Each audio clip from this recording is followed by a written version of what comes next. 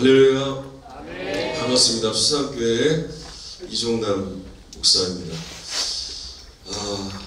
제가요 사실은 다음 세대 강사로 유명한 사람도 아니고요, 대단한 사람도 아니고, 그냥 목사님 소개하셨듯이 시골에 작은 교회를 목회하고 있는 그런 목사일 뿐입니다. 오늘 이 수련회 둘째 날 청년들, 청장년분도 계시죠? 안 계시나요? 조용히 계신 거 보니까 숨기고 계신 것 같은데 청장년들도 계신다고 얘기 들었는데 찬양도 뜨겁고요, 아주 은혜가 넘칩니다. 제가 이렇게 여러분들 앞에서 말씀을 전할 수 있는 건 저는 한 가지 이유 때문에 설 수 있는 거예요. 저는 부족하고 저는 시골에 작은 목회를 하고 있는 목사이지만 하나님은요 살아계세요. 하나님은요 살아계세요. 그리고 오늘 저녁에 그 살아계신 하나님을 우리는 만날 수 있고요, 경험할 수 있고요, 누릴 수 있어요. 왜냐하면 하나님이 살아계시기 때문에. 저는 이 한 가지를 확실히 믿기 때문에 제가 부족하고 연약하고 참 허물이 많은 사람이지만 오늘도 이 집회를 통해서 오늘 이 청년들 또 청장년들을 하나님이 살리실 것이다. 저는 이 믿음이기 때문에 이 자리에 담대하게 여러분들 앞에 설 수 있는 거예요. 하나님이 여러분들 살리실 겁니다. 한번 옆에 분들과 인사해볼까요? 하나님이 살리십니다. 한번 두 번씩 짝을 잡으세요. 여러분 두 번씩 한번 짝을 잡으세요. 두 번씩 한번 얼굴을 봐야 돼요. 이 인사를 하려면 얼굴을 보셔야 돼요. 힘들어도 봐야 돼요. 자, 앞뒤로도 한번 짝을 잡아보시고 손을 한번 잡아보세요. 이렇게. 자, 한번 아기 한번 해보세요. 얼굴 마주보시고 손도 한번 잡으시고 지그시 바라봐야 돼요. 이렇게 약간 45도로 자 지그시 보면서 자 한번 저를 따라서 인사하는 거예요. 당신의 얼굴을 보니, 자 얼굴을 봐야 돼요. 진짜 자, 봐야 됩니다. 당신의 얼굴을 보니, 더 크게 당신의 얼굴을 보니 내 얼굴에 자신이 생깁니다. 한 번 더 자신 있게 삽시다. 여러분 자신감을 갖기 원하면 옆 사람 얼굴 보면 되는 거예요. 제가 저를 보시고, 제가 예전에 대전에서 중고청 집회를 간 적이 있어요. 한 100명이 넘는 중고청년들이 3일 동안 집회에 함께 했는데 첫날 아주 기억에 지금도 남는, 그래서 어딜 가도 전하는 간증이에요. 기도 제목을 다 올려 보냈어요. 썼어요. 근데 이 수련회에 처음 참석한 중학교 1학년 아이가 있었어요. 이 아이가 이렇게 기도 제목을 썼어요. 뭐라고 썼냐면, 자, 제가 포인트를 한번 넘겨볼게요. 자, 말씀 읽을게요. 요한복음 21장 15절 시작.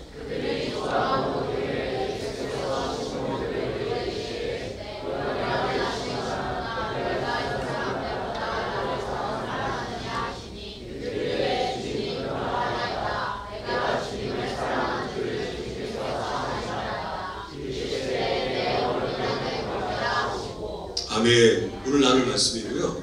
자, 그 중학교 1학년 처음 수련회에 참석한 친구가 뭐라고 썼냐면 이렇게 썼어요. 자, 읽어볼게요. 시작. 중학교 1학년짜리가. 그러니까 궁금했어요. 그래서 물어봤어요. 집회 중에.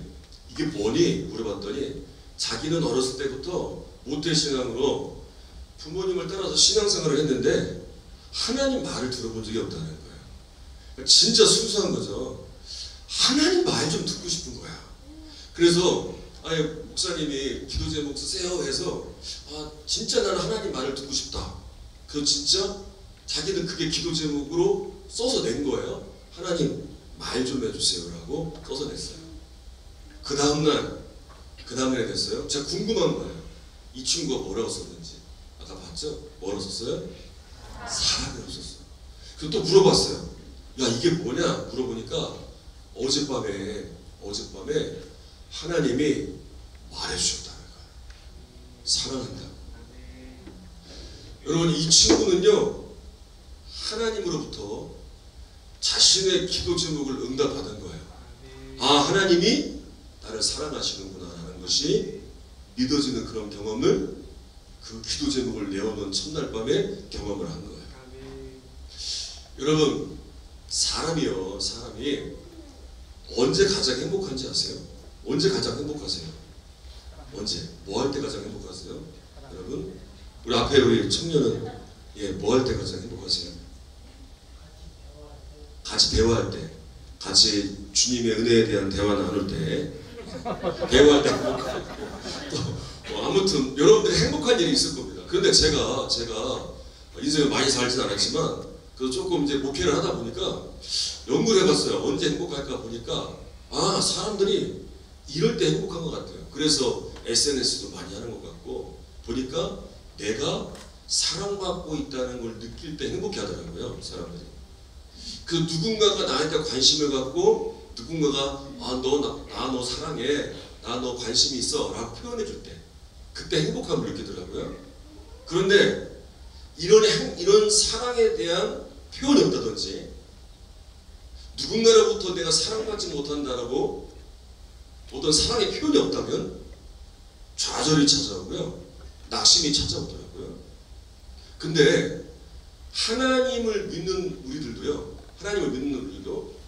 하나님으로부터 사랑받고 있음을 느끼지 못하면 내 영혼이 공고해지고요, 그리고 이 사랑이 느껴지지 않으면 하나님과의 관계가 문제가 생기고요, 예배는 드리는데요, 아니 교회는 다니는데요, 아니 신앙생활을 하고 있는데요, 어떠한 뜨거운 감동이나 감격이나 변화나 어떠한 이런 일들 없이 그냥 내 영혼의 공고한 채 그렇게 살아가게 되는 걸 보게 돼요. 제가 예전에 청년 집회 때 기억에 남는 또 장면이 하나 있었어요. 한 60명 정도 청년들이 모여서 그날 집회에 정말 많은 은혜를 주셨어요, 하나님께서. 거기 있는 60명의 청년들이요, 진짜 하나님의 그 영광을 경험하고 성령의 가득한 역사를 경험했어요. 근데 잊혀지지 않는 장면이 뭐였냐면, 청년은 아닌데 한 나이가 있는 남자분이요, 맨 가운데에서 우는데 그냥 우는 게 아니라 엉엉 우는 거예요. 통곡을 하면서. 근데 기도회가 끝나면 대부분 눈물이 멈추잖아요. 근데 멈추지 않고 똑같이 그 톤으로 울고 있는 거예요. 집에 돌아와서 그분의 울음소리가 계속 기억에 남는 거예요. 이분은 왜 그렇게 울고 있었을까 궁금했어요. 근데 그 다음날 청년부를 담당하는 목사님이 전화가 왔어요. 이분 간증을 하는 거예요. 이분이 다 마치고 난 다음에 목사님을 찾아와서 해준 간증을 해주는 거예요. 그러니까 이분이 어떤 분이냐면 교회 집사님이세요. 방송실에서 봉사하는 집사님이신데, 이분은 스스로 판단하기를 이렇게 판단한 거예요. 하나님은 나를 사랑하지 않으신다.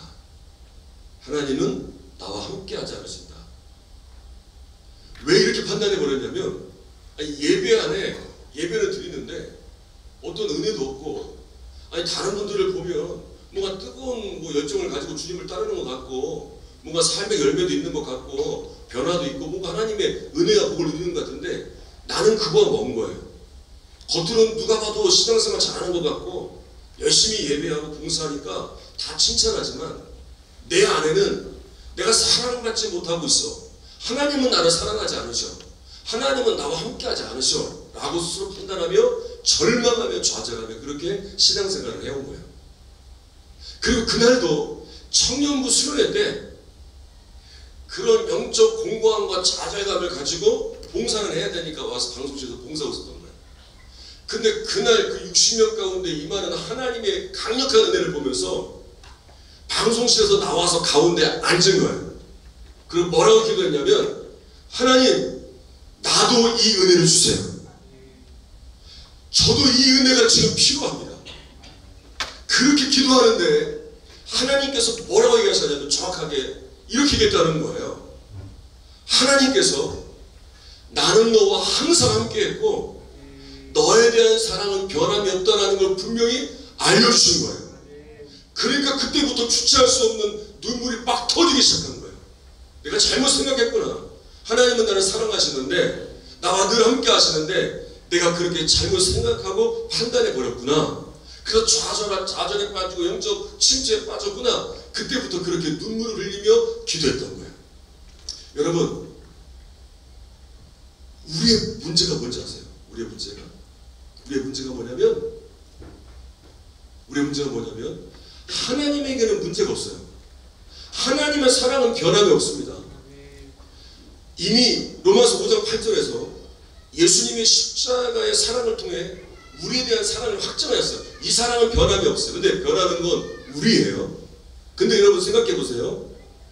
하나님은 우리에 대해서 변함이 없지만 우리의 마음은 변합니다. 예배를 드리는데, 찬양을 하는데, 믿음을 가지고 사는데 우린 변합니다. 그런데 여러분, 중요한 게 뭐냐면 사람들은 모를 수 있어요. 사람들은 몰라요. 내 마음이 어떤지 몰라요.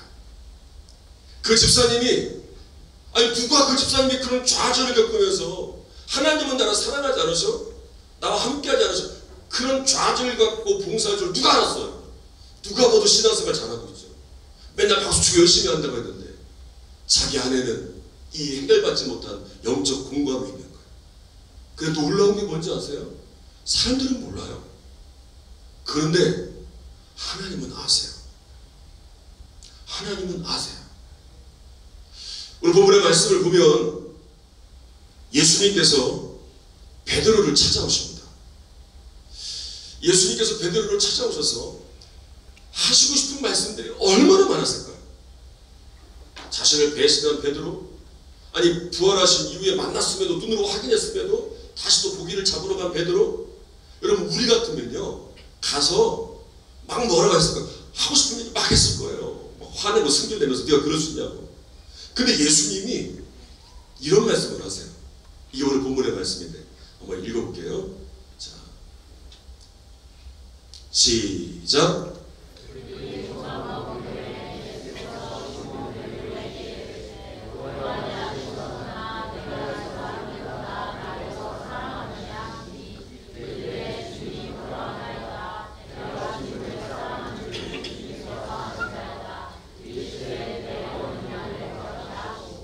아멘. 자, 예수님께서 뭐라고 말씀하시냐면 질문을 합니다. 자, 뭐라고 질문을 해요? 두 가지 질문을 하는데, 첫 번째, 내가 나를 뭐하느냐? 사랑하느냐? 제가 이 본문을요 신학교 다니면서 만났어요. 그리고 고민을 했어요. 아니, 왜 예수님이 하고 싶은 얘기가 얼마나 많았을까?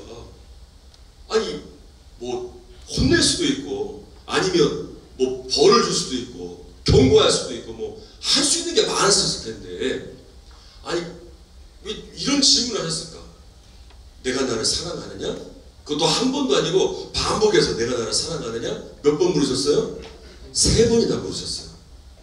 제가 이걸 일주일 동안 씨름하면서 묵상하다가 답을 찾았어요. 왜 물으셨는지. 그 답이 사랑이란 단어에 답이 있습니다. 사랑이란 단어의 뜻을 막 찾아봤어요. 찾아봤더니 원어로 아가페라는 단어를 썼어요. 이 아가페 사랑은요, 조건 없는 사랑, 변화없는 사랑, 상대방이 어떻게 했든지 사랑할 수 있는 사랑. 나와 관계가 있기 때문에, 나에게 잘했기 때문에가 아니라, 네가 나를 배반했어도, 네가 나를 떠났어도, 네가 나를 멀리했어도 나는 너를 사랑한다라고 말할 때 이 아가페 사랑을 쓰는 거예요. 그러니까 예수님은 베드로에게 이 질문을 하면서 알려주시는 거예요. 내가 너를 뭐한다? 사랑한다. 어떻게 사랑한다? 변함없이, 조건 없이, 네가 어떤 모습을 보였어도 나는 변함없이 너를 사랑한다라는 걸 알려주시는 거예요. 저희 집에 고양이를 키워요. 고양이 키우는 데 있어요? 아, 키우세요. 이름이 뭐예요? 2마리. 이름이 2마리예요? 예. 하루랑 고은이, 아, 이름도 이쁘다. 저희 집에 고양이를 키우는데요, 저는 동물을 안 좋아해요. 근데 제 아내가 동물을 너무 좋아해요. 그래서 고양이를 어느 날 길고양이를 가져왔어요. 가져와서 이제 우리 집 식구들을 다 불러서 오늘부터 고양이랑 함께 삽니다 선포하니까 우리 아내가 말이 법이거든요. 다 내 충성하면서 지금까지 살고 있어요. 근데 가만히 보니까 고양이가 재미난 동물이더라고요. 보니까 어느 날 이 고양이가 밖에서 야옹야옹 그러는 거예요. 나가봤어요. 그래서 제가 신기해서 사진 찍어봤어요. 동네 고양이들 다 데리고 온 거예요. 저 한 마리가 교회 앞에 뭐 동네에 있는 고양이들 다 데리고 와서 교회 앞에 저렇게 데리고 왔어요. 그 치는 멀찌감치 저기 떨어져 있어요. 왜 데리고 왔나 봤더니 이게 목사의 고양이잖아요. 그러니까 이 전도의 사명에 투철해서 왜 데리고 왔나 봤더니 얘들 밥 먹이라는 거예요. 그래서 그때부터 제 아내가 구제 사역을 시작했어요. 지금까지 고양이 밥을 줘요. 제가 이걸 보면 깨달았어요. 고양이도 알아요. 주인에게 데려가면 주인이 사료를 준다는 걸 알잖아요. 여러분, 우리의 문제들, 우리의 공허함들, 우리 연약함들, 그게 무엇이든지 간에 사람들은 알지 못하는, 사람들에게 드러나지 못하는, 누구도 해결할 수 없는 그 문제에 대해서 해결해 주실 주님이 우리를 찾아오세요. 얼마 전에 선수권 수영 대회가 있었어요. 세계 선수권 수영 대회가 있었는데 그때 제가 유심히 본 한 장면이 있었습니다. 그건 뭐냐면 이제 개인 그 수중발레 개인 결승전에 미국 선수가요 막 연기를 하다가 물속에서 안 나오는 거예요. 그때 이제 수천 명의 관중들이 있었습니다. 근데 뭐 관중들은 기다리는 거죠. 곧 나오겠지. 수영 선수니까. 근데 안 나오는 거예요. 그때 사진 봤죠. 한 사람이 뛰어들었어요. 저게 누구냐면 이 수영 선수의 코치였어요. 그러니까 보니까 상황을 보니까 이 수중발레 선수가 연기를 하다가 의식을 잃은 거예요. 근데 그런 경우가 있다네요. 갑작스럽게 의식을 잃을 수 있다는 거 있다네요. 그래서 의식을 잃어버려서 물속에서 죽어가고 있었어요. 근데 수천 명의 사람들이 있었지만 아무도 몰랐어요. 곧 나오겠지. 근데 거기 있었던 코치만 알고 있었어요. 아, 지금 의식을 잃고 문제가 생겼구나. 바로 물에 뛰어 들어갑니다. 들어가서 저 선수를 끄집어내서 기도를 확보하고 살려냅니다. 코치는 알고 있었어요. 그래서 선수를 살려냈어요. 여러분, 사람들은 나에 대해서 몰라요. 내가 왜 아픈지, 내가 어떤 염려를 갖고 살아가는지, 내 마음에 뭐가 들어있는지, 좀 더 나아가면 내 삶의 모습이 어떤지. 교회에서만이 아니라, 예배할 때만이 아니라, 찬양할 때만이 아니라, 나 혼자 있을 때 어떻게 사는지, 예수 안 믿는 사람들하고 있을 때 내가 어떻게 말하고, 내가 어떻게 행동하고, 내가 어떻게 지내는지, 내 삶의 자리에서 어떻게 하는지 사람들은 몰라요. 절대로 몰라요. 지금 이 모습만 알아요. 그런데요, 하나님은 알아요. 하나님은 다 알아요. 근데 은혜가 되는 건 뭐냐면, 베드로가 예수님을 부인하고 배신했던 베드로, 그 사명을 또 내려놓고 떠나갔던 베드로지만 다 아는 예수님이 베드로를 찾아오신 것처럼 모든 걸 다 하시는 주님께서 우리를 찾아오세요. 예수님이 왜 베드로를 찾아오셨냐면, 네가 나한테 그럴 수 있어? 너 죽기까지 나를 따른다고 했잖아? 너 내 곁에서 내가 하나님의 아들이고 메시아로 온 거 너 분명히 봤잖아. 너 그렇게 신앙 고백도 했잖아. 그럴 수 있어? 이렇게 책망하려고 다시 오신 게 아니라, 나는 너를 사랑한다. 네가 어떤 모습이라도 나는 변함없이 너를 사랑한다. 이거 알려주려고 오신 거야. 주님이 우리를 다시 찾아오시는 이유는 다른 게 아니에요. 네가 그렇게 은혜를 받고 났는데, 너 말씀에 순종하기로 했잖아. 너 그렇게 눈물을 흘리며 기도했잖아. 너 이번 주에 이렇게 예배하면서 너 그렇게 했잖아. 근데 어떻게 그렇게 살 수 있어? 어떻게 그렇게 할 수 있니? 어떻게 그렇게 무너질 수 있어? 책망하시고 보는 게 아니라 우리 안에 있는 그 연약함들을 해결해 주시기 위해서 찾아오세요. 그것이 나의 아픈 마음이면 그 마음을 위로해 주시고, 나의 무너진 신앙이면 다시 그 신앙을 일으켜 주시고, 그것이 나의 추악한 죄악이라면 그것을 회개할 때 나를 다시 용서해 주시려고 찾아오시는 거예요. 다윗의 얘기를 좀 더 하겠습니다. 여러분, 다윗이 정말 이스라엘의 최고의 번성을 누린 왕이었잖아요. 그런데 다윗이요, 한순간에 정욕을 이기지 못하고 다윗이 엄청난 죄를 짓습니다. 자신의 아내의 부하를 범하죠. 자, 그런데 그 다음을 한번 봐야 돼요. 하나님께서 이런 다윗을 바로 심판하신다거나 하지 않으셨어요. 기다리셨어요. 1년을 기다리셨어요. 그리고 나단 선지자를 보내요. 그런 다음에 뭐 하신지 아십니까? 바로 책망하신 게 아니라 그가 가지고 있는 그 문제를 드러나게 하세요. 왠지 아세요? 해결해 주시려고 그 문제를 드러나게 하세요. 그 말씀을 한번 읽어볼게요. 시작.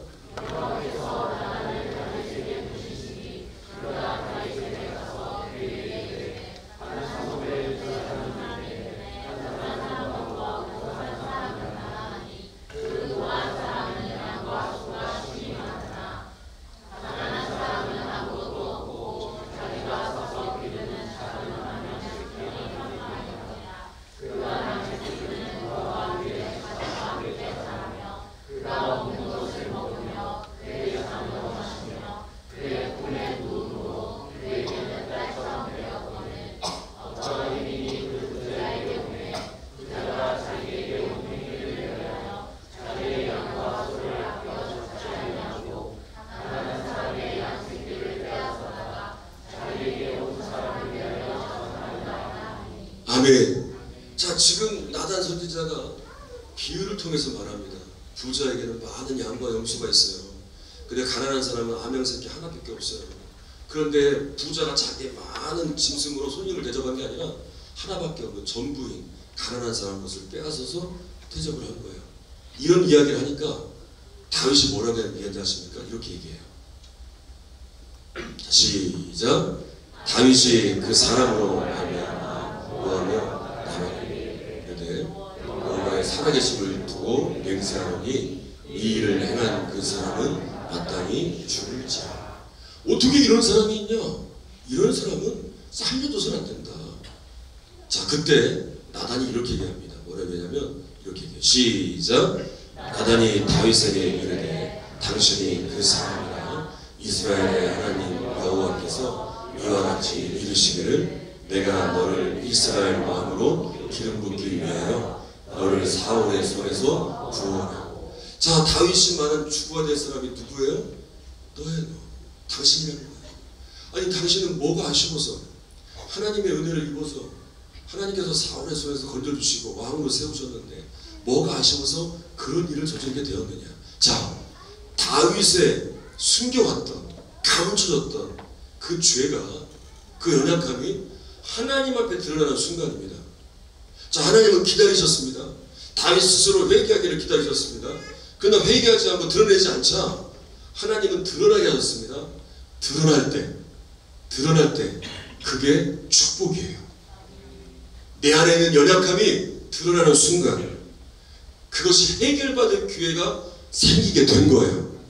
감추고 있으면 드러나지 않으면, 그래서 주님 앞에 내어놓지 않으면 해결받을 수 없고, 그리고 날마다 그것 때문에 또 무너지고 연약해지고 좌절하며 주님과의 관계가 또 막히게 되어서 영적 침체도 빠지고 흔들리면서 그렇게 주님과의 사랑하는 게 맞나? 왜 나에게 이런 일이 일어나지? 상황과 환경에 따라 이들이 흔들리는 이런 연약한 믿음을 가지며 살아갈 수밖에 없지만, 내 안에 있는 연약함이 주님 앞에 드러나면 그것이 무엇이든지 간에 주님 앞에 드러나면 그것이 해결받을 기회가 생기기 때문에 그것이 축복이에요. 친구 목사님이 개척을 했는데 지하실에 개척을 했습니다. 근데 이제 그 다음날 가보니까 막 냄새가 나는 거예요. 어떤 냄새가 나냐면 찌린내가 나는 거예요. 보니까 옆집에 이제 주변에 술집이 많이 있었는데 이제 술 취한 사람들이 와서 거기서 볼일을 보는 거야. 새벽마다 얼마나 냄새가 심한지. 근데 그 다음날도 가보니까 또 똑같은 냄새가 나는 거야. 어떻게 할까 고민하다가 돈은 없으니까 다이소에 가서 5,000원짜리 그 깜빡깜빡거리는 모형 CCTV를 사서 붙였어요. 그리고 써붙였어요. 이렇게 CCTV 촬영 중. 그럼 그 다음날부터 역사가 일어났습니다. 한 명도 볼일을 안 봐요. 술 취한 사람들이요, 술이 취해서도 CCTV 보고 그냥 가는 거예요. 누군가 보고 있다는 거. 누군가 보고 있으니까. 저희 교회에 특별한 은혜가요, 시골교회지만 하나님이 다음 세대를 살리는 사역을 허락해 주셨어요. 그래서 10여 년 전부터 연합으로 저희 교회에서 계속 수련회도 해오고, 또 지금은 또 우리 저희 아이들하고 또 은혜를 흘려보내는 일들도 하고, 또 홍대 앞에 가서 공연장에서 공연도 하고 뭐 그런 일도 합니다. 그런데 한 번은 이제 그 수련회를 인도하는데 신학생들이 집회를 이제 도와주러 왔어요. 수련회 도와주러 스텝으로 왔습니다. 아이들이 참 많이 은혜를 받았어요. 둘째 날은 간증을 시킵니다. 그럼 아이들이 다 나와서 간증을 해요. 받은 은혜를 막 간증합니다. 근데 제일 먼저 누가 나오냐면 신학생들이 다 나왔어요. 그리고 간증을 하는 거예요. 그리고 신학생들이 중고등부 애들 앞에서 간증 안 해요. 자기들 안 드러냅니다. 드러내는 거야. 뭐라고 얘기하냐면 한 친구가 저는요 쓰레기였어요. 저는요 음란에 빠져 있었어요. 저는요 우울증에 시달렸어요. 저는 삶 그만두려고 했어요. 근데 왜 이런 얘기를 하는지 아세요? 이게 드러나니까. 이 집회를 통해서 주님이 드러나게 하셨고, 드러냈을 때 주님 앞에 맡겼더니 이걸 통해서 주님이 이걸 해결해 주셨다는 거예요. 그래서 나를 바꾸셨습니다. 나를 용서해 주셨습니다. 나를 건지셨습니다. 이 간증을 하려고 나온 거예요. 여러분, 우리의 연약함이 무엇이든지 간에 여러분, 주님과의 관계를 가로막는 주님의 분명한 은혜가 있고 주님의 분명한 나를 향한 사랑의 역사가 있는데 이걸 누르지 못하도록 만드는 그 문제가, 감춰졌던 그 문제가 주님 앞에 드러나는 것이 은혜이고 축복이에요. 여러분, 저는요 오늘 이 1시간 집회를 통해서 정말 여러분들이 주님 앞에 이 문제를 해결받았으면 좋겠어요. 주님과 여러분들만 아는, 누구도 모르는 내 안에 있는 문제들, 그것이 상처가 될 수도 있고 아픔도 될 수 있고 죄도 될 수 있고 무엇이든지 여러분들과 주님만 아는 이 문제가 드러나 주님 앞에 해결받은 역사가 일어났으면 해요. 저는 중학교 2학년 때 예수님을 만났어요. 중학교 2학년 때 수련회를 통해서 예수님을 만났는데 예전에는 아무리 십자가에 대한 말씀을 들어도요 이게 이해는 되지만 믿어지지 않는 거예요. 안 믿을 때가 있잖아요. 믿어지지가 않아요. 오랫동안 들었지만. 근데 중학교 2학년 때 이 십자가의 사건이 나의 사건으로 믿어지는 거예요. 여러분, 그런 경험 해보셨잖아요. 그러고 난 다음부터 정말 견딜 수가 없는 거예요. 주님을 위해 살아야 되겠다 결단을 하고 그렇게 열심히 예배하고 봉사하고 원신하며 기도하며 믿음을 지켜오다가 대학에 들어가서 주님을 떠났어요. 한 6년 정도. 제가 왜 그렇게 다음 세대 사역을 놓지 않고, 특별히 우리 청년들을 볼 때, 중고등부 아이들을 볼 때 왜 그렇게 눈물이 나냐면 제가 방황을 해봤기 때문에, 그때 방황이 있기 때문에.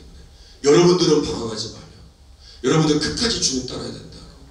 그래서 청년들만 보면, 같이 기도하다 보면 그렇게 눈물이 나요. 저는 6년 정도 떠나 있었습니다. 그리고 하고 싶은 대로 마음껏 살았습니다. 매일마다 친구들과 술, 담배, 뭐 하고 싶은 일 것들 다 하면서 그렇게 죄악 가운데 살았어요. 그리고 이제 군대를 이제 해병대를 다녀와서 더 마음껏 살았어요. 무서운 게 없었어요. 그냥 화나면 때리고 화나면 부수고 마음대로 누가 건들지도 못했어요. 그러다가 대학교 축제 때 주점을 운영하다가 제가 그만 화를 참지 못하고 사람을 때렸어요. 그래서 그것이 사건화가 돼서 그때부터 학교도 그만두고 이제 어려움을 겪게 되었어요. 그런 과정을 겪으면서 정말 내려갈 때까지 아주 처참하게 내려갔을 때 공장에서 일을 하면서 이제 기름 범벅이 되고 막 땀이 범벅이 돼서 홀로 아스팔트에 누워서 있는데 눈물이 나는 거예요. 이렇게 내가 왜 이렇게 되는가. 근데 여러분 놀라운 게 뭔지 아세요?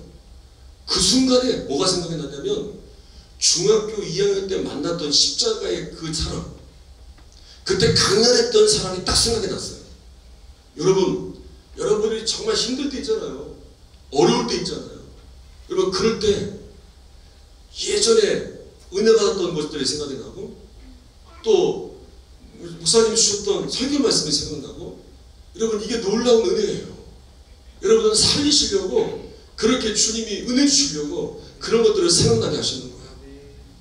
그때 중학교 2학년 때 그때가 생각이 났어요.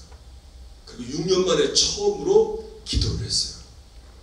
주님 살려주세요. 다시 예전으로 돌아가고 싶습니다.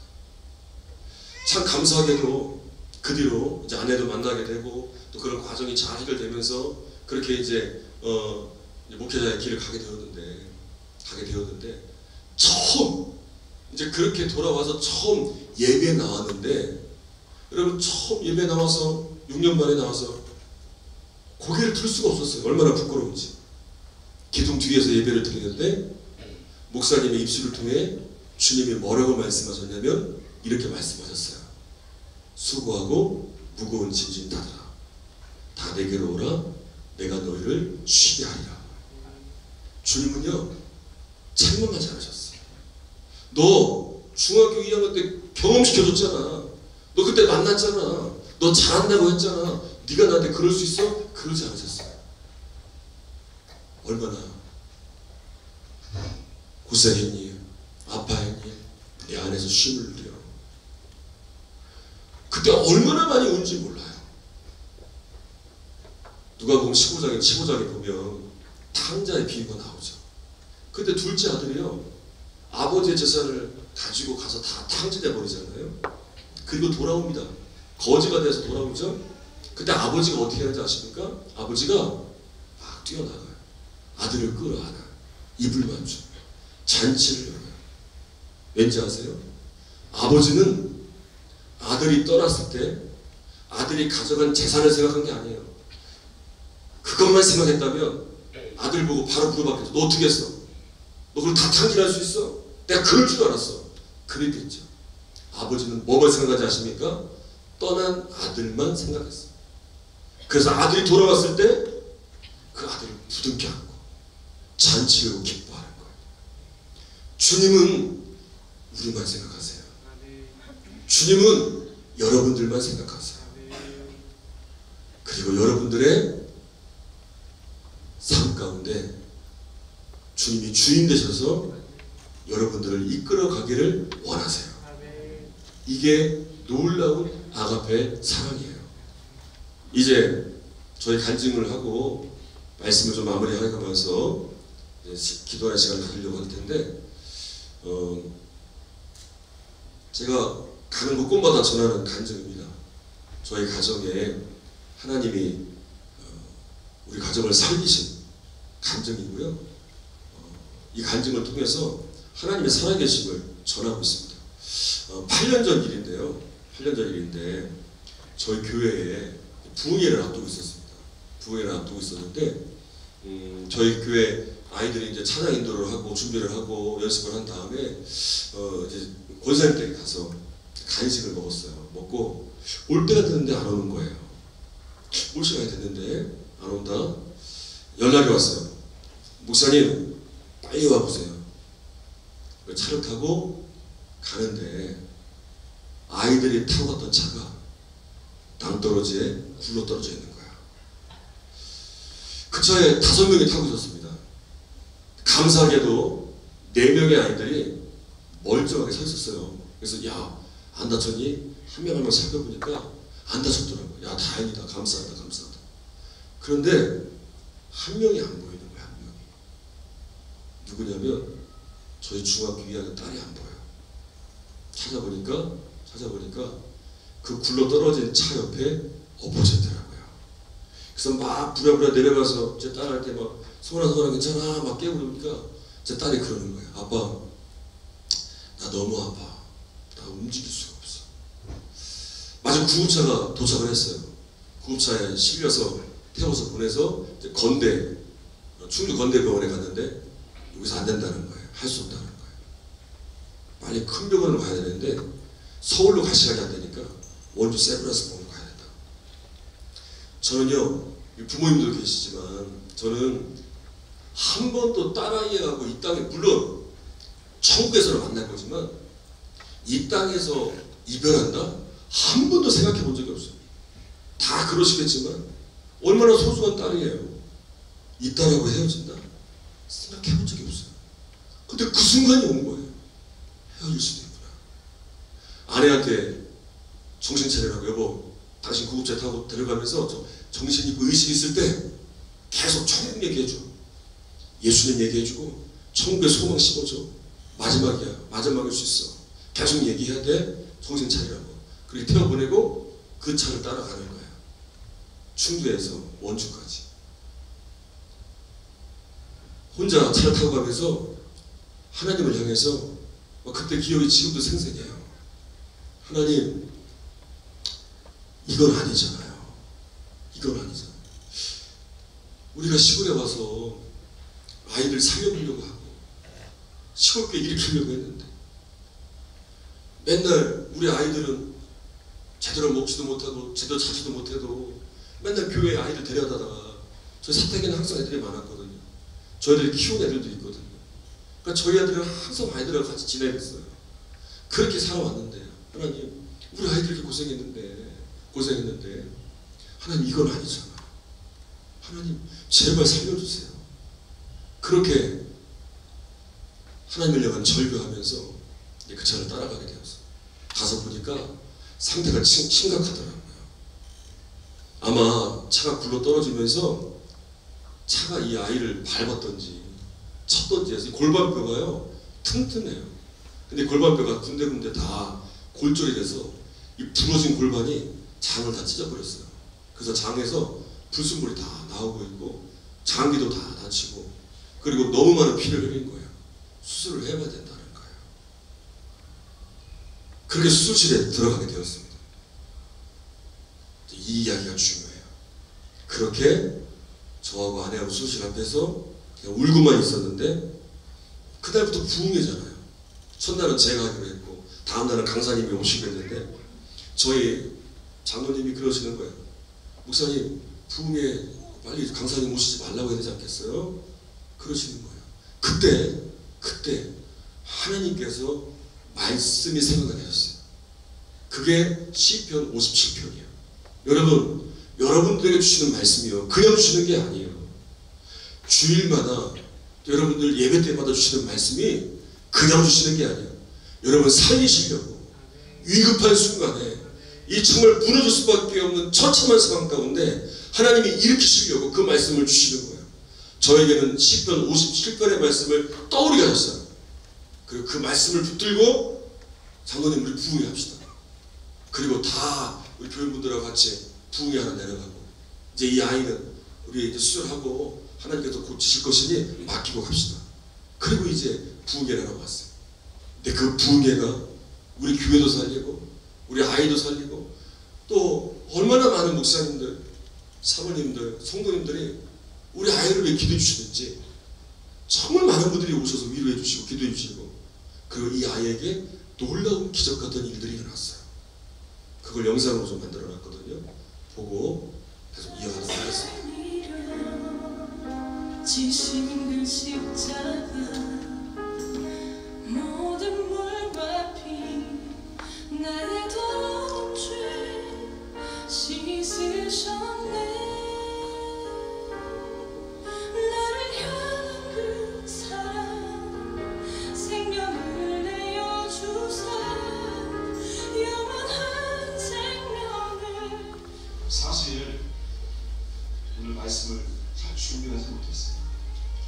생각을 다 준비하지 못했고 계속 말씀을 준비하면서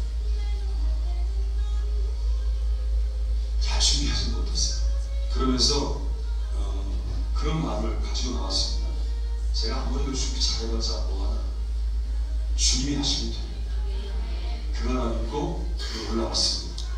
여러분 부족한 저를 보지 마시고요. 저를 통해 역사하시는 주님을 보시길 바랍니다.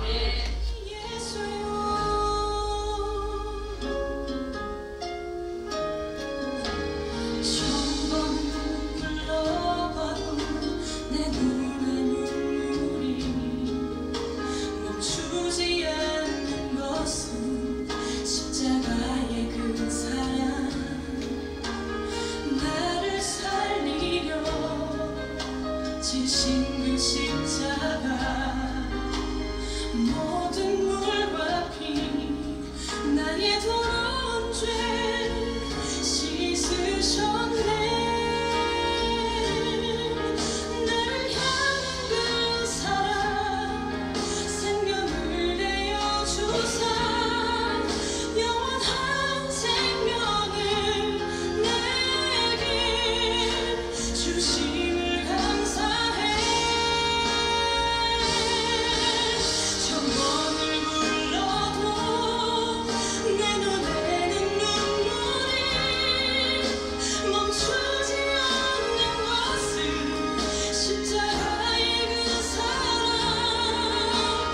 나를 살리려 하늘 거저 버리신 나를 사랑하신 분 그분이 예수요. 천번을 불러도 내 눈에는 눈물이 멈추지 않는 것은 십자가의 그 사랑. 나를 살리려 하늘 거저 버리신 나를 사랑하신 분 그분이 예수요. 나를 사랑하신 분 그분이 예수요.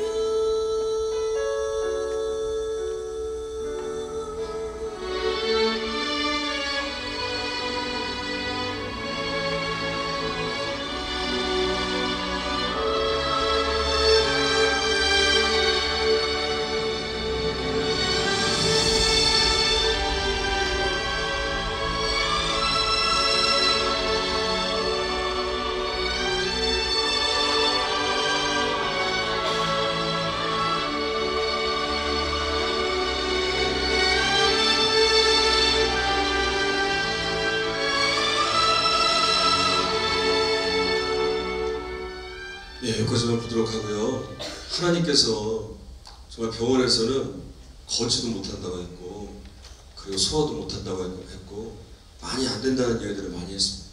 하나님은 다 바꿔주셨어요. 지금 너무나도 잘 생활하고 있고요, 잘 걷고 있고요. 소화는 물론 보이지 않는 장애가 많이 있어요. 겉으로 보기 괜찮지만. 그런데 저희는 절대 절망하지 않습니다. 왜냐하면 하나님이 살리셨고, 그리고 어딜 가든 하나님의 살리심을 증거하는 우리 가정은 도구가 되었기 때문에 우리는 늘 감사하며 살고 있습니다. 무엇보다 하나님의 비전을 발견했어요. 투병생활 하면서. 그래서 지금 정말 잘 준비하고 있어요. 한 번은 이제 오랜 시간 투병생활을 했거든요. 수술도 한 5번을 하게 되니까 한 몇 년을 오랫동안 병원에 있었는데, 이 아이는 골반을 많이 다쳤기 때문에, 장을 절제했기 때문에 항상 누워 있었어요. 이렇게 손만 움직일 수 있었어요. 그러니까 어느 병원을 가도 얘가 가장 중증 환자였어요. 그러니까 아무것도 할 수 없는 거예요. 그러다가 이제 어느 날 앉게 되었어요. 정말 오랜만에 골반에 어느 정도 좀 자리 잡고 휠체어에 앉을 수 있게 되었어요. 그리고 지 엄마가 이제 휠체어에 앉은 채로 이제 씻기는데 거울에 비친 자기의 배를 본 거예요. 처음 본 거예요. 얘가 수술을 5번을 했잖아요. 그것도 큰 수술을 하다 보니까 온통 배에 흉터 자국이 가득한 다 흉터 자국. 딸이잖아요. 여자애잖아요. 그래서 제가 이 흉터 자국을 없애주려고 정말 뭐 이 레이저 치료를 했는데도 안 돼요. 남아있게 되더라. 얘가 이걸 처음 본 거예요. 충격을 받았어. 그러면서 막 울더래요. 엄마 나 어떡해. 나 기숙사 생활도 해야 되고 또 애들도 만나야 되고 해야 되는데 내 배 보고 애들이 왕따시키면 어떡해. 나 싫어하면 어떡해. 나 결혼도 해야 되는데 나중에 어떡해. 나 입에 갖고 어떻게 살아 하고 막 우는 거예요. 근데 반주가 있어요. 근데 그때 제 아내가 여러분 정말 여자분들은 하나님이 주신 특별한 지혜가 있어요. 제 아내가 이렇게 대답을 해요. 성은아 잘 들어봐. 예수님이 십자가에 달려 죽으시고 난 다음에 부활하시고 나서 제자들에게 나타나셨을 때 손에 못자국, 옆구리에 창자국 다 치료되고 회복돼서 나타나지 않으셨어. 그 상처 그대로 나타나셨어. 왠지 아니? 그분이 제자들과 함께한 예수님이시고 이분이 제자들을 부르신 예수님이시고 이분이 제자들을 위해 십자가에 죽으신 예수님이심을 알려주시기 위해 그대로 그 자국 그대로 온 거야. 야 너는 너 배에는 흉터 보면서 이제는 절망하면 안 돼. 내 배는 왜 이래? 왜 5명 중에 나만 사고 나서 나만 이렇게 고생스럽게 살아야 돼? 평생을 장애를 갖고 살아야 돼? 너 그러면 안 돼. 너는 흉터를 보면서 평생 하나님의 은혜를 기억해야 돼. 하나님이 날 살리셨지? 하나님이 날 건지셨지? 병원에서는 안 된다고 했는데 나 지금 걷고 있지? 병원에서는 안 된다고 했는데 하고 있지? 하나님의 꿈을 발견했지? 하나님이 주신 은혜만 기억해야 돼. 여러분 우리에게 있는 가장 억울한 일이 뭔지 아십니까? 우리가 살아가면서 가장 억울한 게 뭔지 아세요? 나에게 일어나는 삶의 문제들이 나를 힘들게 하는 사람들이 있다는 것, 그게 억울한 일이 아니야. 왜 나에게만 이런 일이 있어? 왜 나에게는 이런 사람들이 있어? 여러분 이런 일들을 만나는 게 억울한 게 아니에요. 하나님이 분명히 나에 대한 사랑을 알려주셨는데 예수님을 통하여 확증해 주셨는데 십자가의 구원의 은혜가 무엇인지, 그 사랑이 무엇인지, 이 아가페 사랑이 무엇인지, 이 변함없는 사랑이 무엇인지 용서해 주시고 안아해 주시고 또 싸매 주시면서 늘 그렇게 알려주셨는데 그 사랑을 외면하고 그 은혜를 잃어버리고 하나님 나를 사랑하지 않으셔. 하나님은 나와 함께하지 않으셔. 하나님이 계시긴 한 거야. 이런 불신앙, 이런 불평, 원망, 영적 진짜에 빠져있는 것, 이게 우리에게 일어나는 가장 억울한 일이에요. 근데 놀라운 은혜는 뭔지 아십니까? 이런 우리들인데 주님은 이런 나임을 아는데, 나만 아는 게 아니라 주님도 나를 아는데, 그런 주님이 베드로를 찾아오신 것처럼 오늘 이 시간에 저와 여러분을 찾아오셔서 동일하게 말씀하세요. 네가 나를 사랑하느냐? 나는 너를 변함없이 사랑해. 네 안에 연약함이 있어도, 네가 부족함이 있어도, 네가 또 무너졌어도, 네가 나를 외면했어도, 너의 마음이 떠나 있어도 나는 변함없이 사랑한다. 내 안에서 회복을 누리고 이 쉼을 누리라고. 여러분 제가 부족하지만 올 겨울에 이제 곳곳에 다니면서 말씀을 전하고 있어요. 많은 분들을 만났어요. 목사님들 집회도 만나고, 장로님들 집회에도, 또 교회 부흥회도, 여러분 같은 청년들도, 청장년도, 학생도, 다양한 분들을 만났어요. 근데요, 제가 발견한 건 하나였어요. 강사인 저도, 목사님들도, 장로님들도, 아이들도, 누구도 다 하나님의 은혜가 필요해요. 연약한 존재들일 뿐이었어요. 그래서 제가 목사님들한테도, 장로님들한테도, 아이들한테도 우리 십자가 앞에 섭시다. 우리 연약함이 드러나야 주님이 오늘 해결해 줄 수 있습니다. 그러면 목사님들도, 장로님들도, 아이들도 다 주님의 십자가 앞에서 그동안 그것 때문에 괴로워했는데, 그것 때문에 아파했는데, 그것 때문에 영적인 침체에 빠졌었는데 주님 안에서 해결되고 자유함을 누리는 놀라운 주님의 사랑을 체험하는 그런 은혜들이 있어 왔어요. 오늘 여기 있는 모든 분들이, 저도 마찬가지고 여러분들도, 여기 어린 아이들도, 학생들도, 청년들도, 청소년들도 한 사람도 빠짐없이 다 주님의 사랑을 경험했으면 해요. 여러분들이 지니고 있는, 여러분과 주님만 알고 있는 그 연약함의 문제들이 오늘 이 저녁 해결받는 역사가 일어날 줄 믿습니다. 이제 찬양하고 기도할 텐데 2번 기도할 거예요. 저하고 2번 기도하고, 그 다음에는 우리 부목사님 나와서 인도하실 텐데, 첫 번째는 십자가 앞에 설 거예요. 그리고 우리의 연약함을 다 드러낼 거예요. 정말 솔직하게 주님 앞에서 다 드러내서, 그리고 주님 안에서 해결받는 시간을 가졌어요. 그리고 그 다음 기도할 때는 그렇게 해결된 여러분들에게 주님이 부어주시는 은혜가 임할 거예요. 그 은혜를 마음껏 누리시기를 바라요. 우리 다 일어나서 우리 함께 하나님의 부르심 찬양하며 마음 다해 정말 하나님만 바라보며 우리 함께 찬양하도록 하겠습니다. 하나님의 부르심에, 하나님의 부르심에는 후회하심이 없네. 내가 이 자리에 선 것도 주의 부르심, 하나님의 부르심에는, 하나님의 부르심에는 결코 실수가 없네. 나를 부르신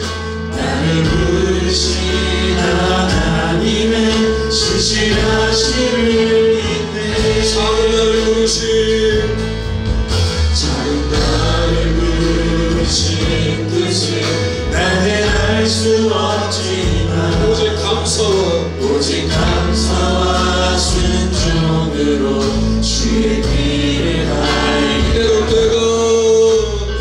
내가 연약해져도 주님 날 도우시니 주의 놀라운 그 계획을 다시 한번, 작은 나를 부르신, 작은 나를, 우리 손을 가슴에 얹고 찬양합니다. 손을 가슴에 얹고 주님을 향하여 찬양합니다. 감사와 순종으로 주의 길을 가리. 때론 내가 연약해져도 주님 날 도우시니 주의 놀라운 그 계획은 나를 믿으며 나를 부르신 듯, 아멘. 내 생각보다 크고 날 향한 게 나의 지혜로우신 것보다 가장 좋은 길로, 가장 완전한 길로 오늘도 난 이끄신 날 부르신. 손 들고 찬양합시다. 두 손 들고 나를 사랑하신, 나를 부르시고 나와 함께 하시는 그 하나님을 찬양합시다. 가장 좋은 길로, 가장 완전한 길로 오늘도 날 이끄신 날 부르신다. 날 부르신 내 생각보다 크고